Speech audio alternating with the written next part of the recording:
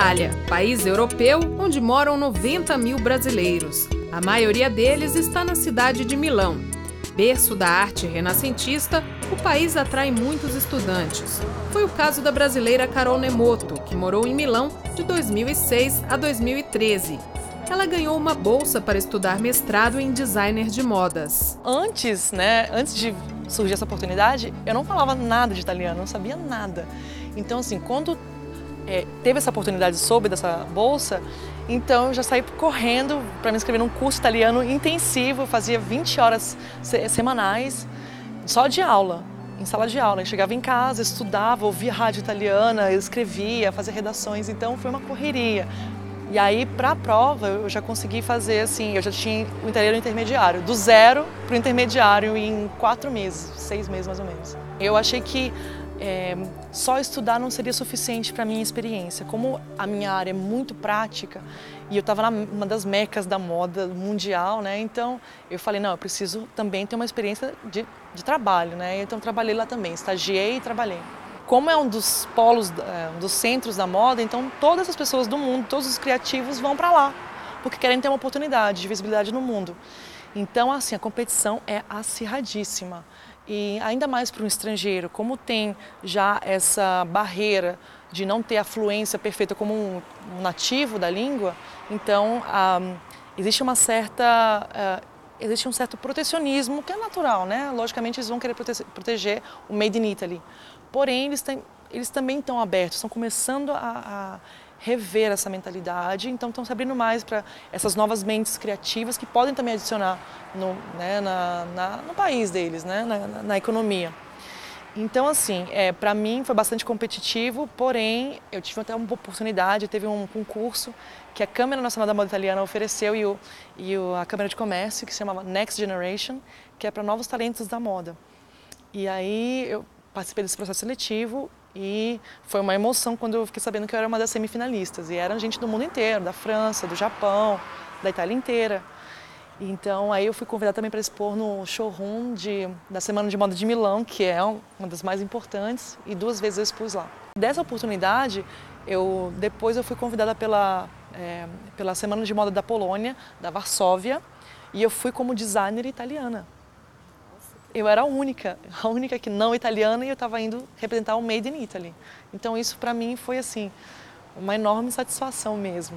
Então foi bacana também. A gente pode dizer que tem nas suas criações aí um pouco de Itália e um pouco de Brasil? Tem as duas coisas, que nem, por exemplo, assim, eu estava até falando, que aqui eu estava usando chantum italiano, da pura seda, que é, assim, do distrito de Como, que é digamos assim, o local no mundo fornecedor de melhor seda mundial, assim. E aí a palha de ráfia, que é uma coisa muito brasileira, a borracha natural da Amazônia. Eu mandei trazer da Amazônia, do Acre, para poder fazer. Então, assim, eu quis mixar. E também tem a arquitetura de Brasília.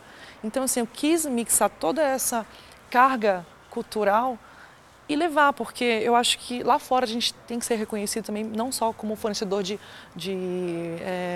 matéria-prima, mas também de design, uma capacidade intelectual. E também aprender o que eu consegui demonstrar, o que eu aprendi lá também. Eu fui grata também por tudo aquilo que eu consegui aprender, a alfaiataria italiana, todo o conhecimento, os materiais. Então, assim, tentei resumir tudo o que eu aprendi, né, nesse trabalho. E são justamente os aspectos comuns entre a cultura brasileira e a italiana que atraem tantos brasileiros para o país europeu. A língua de origem latina, a alegria, a informalidade e o fato de o Brasil ter recebido no passado mais de 1,5 milhão de imigrantes italianos tornam a Itália um destino atrativo para brasileiros. Como existe essa raiz cultural semelhante, eu acho que é um choque cultural muito mais doce, muito mais suave. E eles têm essa coisa muito nós somos primos, né? Tem essa coisa, existe essa fraternidade. Fomos à Embaixada Italiana no Brasil resgatar um pouco da história das relações entre os dois países. O momento mais importante é quando chegou o primeiro grupo de italianos aqui no Brasil, que foi no ano 1874. Era o mês de fevereiro de 1874, quando este grupo de italianos, se chamava a Spedizione Tabacchi, chegou no porto do Espírito Santo. E ainda hoje comemoramos esta ocasião, este fato histórico, porque o dia 17 de fevereiro é o dia do imigrante italiano aqui no Brasil. Apesar dessa intensa relação que facilita a integração dos brasileiros na Itália, também há desafios. A inserção econômica é um deles. Profissionais de nível superior, como a Carol, não são a maior parcela dos brasileiros que emigraram para lá. Muitas vezes não tinha uma formação educacional muito alta e eles iam em busca de um trabalho que pudesse sustentar a família deles no Brasil. Então eles enviavam dinheiro e estavam ali se virando no país. Na Itália, os brasileiros estão empregados principalmente no setor de serviços e de pequenos negócios, como construção civil, faxina e lojas de produtos brasileiros. 70% da comunidade brasileira na Itália são mulheres. Muitas se casam no país europeu ou já saem do Brasil casadas com cidadãos italianos. Muitos são casamentos servis. Em Brasília, conversamos com uma brasileira que passou por isso quando morava na Itália. A minha última aventura amorosa, entre aspas, tra virgoleta, como falam os italianos, foram 3 anos e, na verdade, caramba, se ele ouvir, eu tô ferrada, mas eu vou falar. Era como se fosse um gigolô, sabe? Não queria saber de trabalhar, não queria saber de nada, não tinha responsabilidade. Eu trabalhava para sustentar a casa, ajudar os filhos dele, que são pequenos, são menores. Em outro relacionamento, nossa entrevistada também foi vítima de violência doméstica. Nos quase 8 anos em que morou na Europa, ela trabalhou voluntariamente no mercado da prostituição. Estima-se que de 4 a 6 mil brasileiros se dedicam a esta atividade na Itália. A maioria é aliciada por meio do turismo sexual de homens italianos no Brasil. Faz faxina o dia inteirinho para ganhar R$60. Faz faxina o dia inteirinho para ganhar R$60. Ou seja, então vale realmente a pena ir para a Europa para trabalhar e para ganhar dinheiro. Eu ganhei muito dinheiro, só que enfiei os pés pelas mãos, nunca me preocupei com o dia de amanhã, no dia seguinte. Ajudei sempre muitas pessoas da minha família, continuo ajudando. E quando eu voltei pro Brasil, já voltei zerada, sem nada. Porque eu nunca me preocupei em botar alguma coisa no banco, guardar, sabe? Na verdade, quando eu fui pra lá, foi o sonho da casa própria. Mas minha casa própria eu não conquistei, continuo de aluguel. E agora, a Agenda Cultural. Cultura Gaúcha na França. De 10 a 12 de outubro, na Mairie Annexe, acontece o 2º Festival do Rio Grande do Sul de Paris. No dia 10, às 8h30 da noite, a apresentação do Bandolim Campeiro de Rafael Ferrari. No mesmo dia, às 9h30 da noite, show com Ana Lonardi. Você sabe o jeito certo de chegar, me envolver. No dia seguinte, à 1h da tarde, exibição do filme A Casa Elétrica, dirigido por Gustavo Fogaça. Gravado para a Casa Elétrica Porto Alegre. Mais tarde, às 8h da noite, o espetáculo é com o violonista Christian Silva. Para mais informações, acesse o site www.soudosul.fr.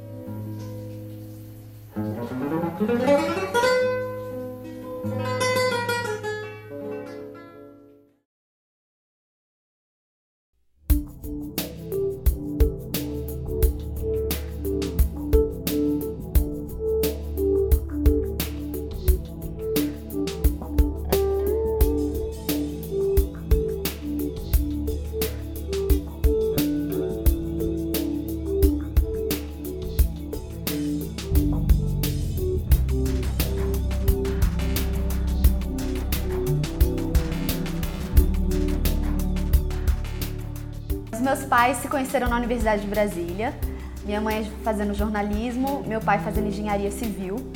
E depois que minha mãe se formou, ela recebeu a proposta de trabalhar lá, em Washington. Ela falava inglês muito bem, tinha um perfil e a empresa chamou ela para ir para lá. E então ela foi, meus pais ficaram namorando à distância por um tempo, até que meu pai não aguentou, pediu minha mãe em casamento e ele conseguiu uma bolsa de estudos para fazer mestrado nos Estados Unidos, em Washington, na mesma cidade que minha mãe estava. E então ele foi para lá e os dois moraram lá quase 10 anos. E aí nesse tempo eu nasci e meu irmão do meio nasceu. E eu morei lá até uns 3, 4 anos de idade. Casos como o de Júlia são bem comuns. Os pais brasileiros imigram e acabam tendo filhos em outro país. O brasileiro, filho de cidadão brasileiro residente no exterior, deve ser registrado na repartição consular sob cuja jurisdição os pais estejam vivendo. Ou seja, os pais ou o pai brasileiro se apresentará como declarante na repartição consular e o registrará. Uma vez feito esse registro, ele deverá ser transcrito posteriormente no Brasil no cartório de primeiros ofícios, ou do estado em que residirá a família, ou no cartório de primeiros ofícios do Distrito Federal. Feito isso, o brasileiro nascido no exterior é brasileiro nato para todos os efeitos. Como eu nasci lá, eu tenho passaporte americano e como eu morei muitos anos no Brasil e sou filha de brasileiros, eu tenho passaporte brasileiro e a cidadania, né? Eu tenho a dupla cidadania. Então, eu sou completamente legal, eu sou cidadã nos dois países, tenho os direitos de voto, de trabalho, de tudo que os dois países oferecem. Eu me sinto muito mais brasileira do que americana, mas de alguma maneira, eu sinto uma conexão com os Estados Unidos. Eu fico muito interessada em acompanhar as eleições de lá, as notícias de lá. Eu sempre quero saber o que está acontecendo no país, as políticas de imigração, arma, todos esses debates, eu tenho muito interesse. Então, assim, eu sou brasileira, eu me considero brasileira, mas eu ainda tenho essa ligação com os Estados Unidos e eu ainda tenho, às vezes, uma certa vontade de ir para lá, trabalhar lá, morar lá um tempo. E o fato de que eu tenho essa cidadania me dá a liberdade de poder... resolvi ir para os Estados Unidos, quero trabalhar em lanchonete lá. Eu posso. Então eu acho que isso é uma coisa que me motiva, assim, a, não sei, passar um tempo lá, talvez. Mas nem todos os países são como os Estados Unidos, que reconhecem quem nasce lá como cidadão americano. É preciso ter laços sanguíneos, ou seja, pai ou mãe que tenham a nacionalidade, como a Suíça, por exemplo. Mas isso não interfere em nada no processo de reconhecimento dos brasileirinhos nascidos lá fora. Desde que um dos genitores seja brasileiro, não há nenhuma diferença. Ou seja, filho de 2 brasileiros residentes no exterior ou de pai ou mãe residente no exterior é brasileiro nato para todos os efeitos, sem diferença alguma. A situação dos pais também não é barreira para a cidadania dos filhos brasileiros.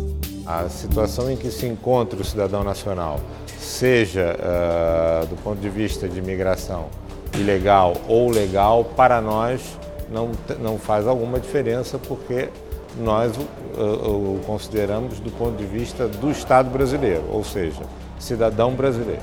Sua condição independe de nenhum efeito para o registro de nascimento dos filhos. Mas e se o brasileirinho nasceu lá fora e não foi registrado como brasileiro?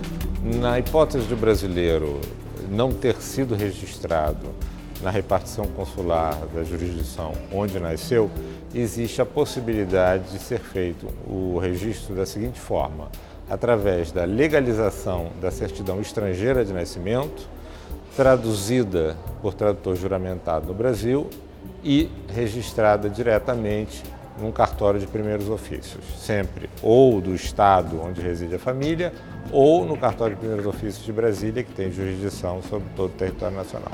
Então, haveria também essa possibilidade, com o seguinte detalhe: caso ocorra isso, o brasileiro deverá optar, após a maioridade, perante o juiz, pela nacionalidade brasileira.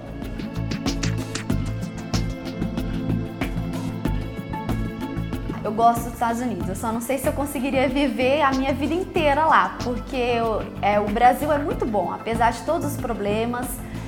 As pessoas são ótimas, o clima.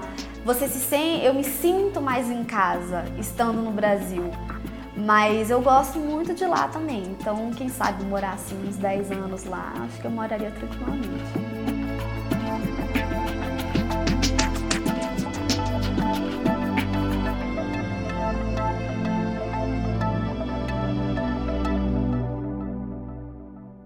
E agora, a agenda cultural. Abri a porta.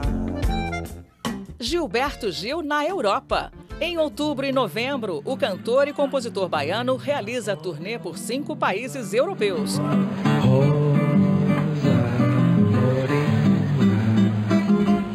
O primeiro show acontece no dia 6 de outubro, às 8 da noite, no Auditorium de Lyon. Canto de louvor de amor ao vento, parte do ar. No dia 13, também às 8, o espetáculo é no Théâtre du Châtelet, em Paris. Foi fazer no domingo um passeio no parque, lá perto da boca do rio. Depois de uma série de shows na França, o cantor segue para a Suíça, Itália, Áustria e Portugal.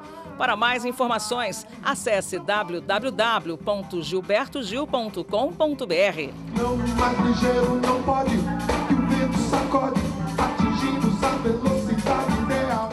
Em outubro e novembro, Gilberto Gil na Europa.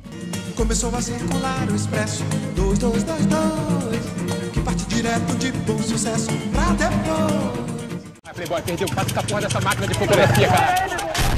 Cinema brasileiro em Los Angeles. No dia 8 de outubro, às 7h30 da noite, o UCLA James Bridges Theatre exibe o drama Disparos. Olha só que bandida é gente, tem mais que morrer. Dirigido por Juliana Reis, o longa conta a história de um fotógrafo vítima de assalto. Não fiz nada, pai, não tem nada a ver com isso. Eu vou precisar do depoimento do senhor. Me dá licença, eu sou a vítima, ok? Na delegacia a gente vê isso, por favor. Injustamente acusado de tentar matar o seu agressor. Vítima de assalto, pô. De quem? Do atropelado. Com Gustavo Machado, Caco Ciocler, Dedina Bernardelli e Cristina Amadeu. Tem que torcer pro cara morrer, ele não contar uma história diferente da tua. Agora, cidadão comum também quer poder matar bandido. Pode não, cara. É privilégio nosso.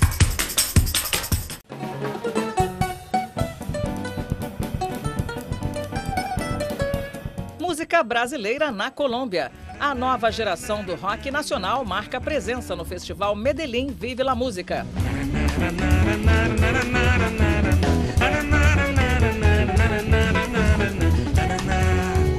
No dia 10 de outubro, às 7 da noite, a banda gaúcha Apanhador Só faz show no Parque de los Deseos. Eu tô sentado dentro de um cartão postal. No dia 12, a partir das 3h30 da tarde, o espetáculo é no Orquideograma Jardim Botânico, com a apresentação do trio do contrabaixista paulistano João Taubkin.